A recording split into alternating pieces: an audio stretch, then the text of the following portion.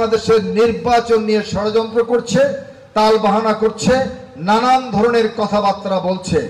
বিশেষ করে এই গোষ্ঠীটি যারা বাংলাদেশের মানুষের কাছে ভেস্তের টিকিট বিক্রি করে থাকেন।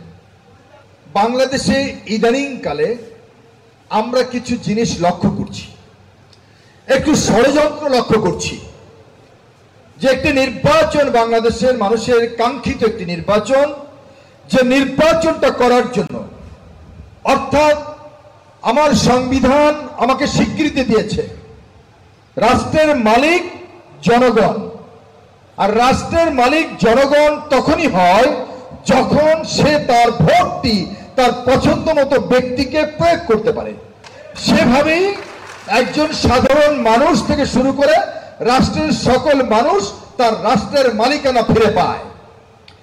কিন্তু বিগত 17 বছর একটি ফ্যাসিবাদী সরকার আমাদেরকে আমাদের রাষ্ট্রের মালিকানা থেকে এদেশের মানুষকে, সাধারণ মানুষকে বঞ্চিত করেছে, মানুষের ভোটের অধিকার থেকে বঞ্চিত করেছে, মানুষের ভোটের অধিকার হরণ করেছে একটি ফ্যাসিবাদী সরকার।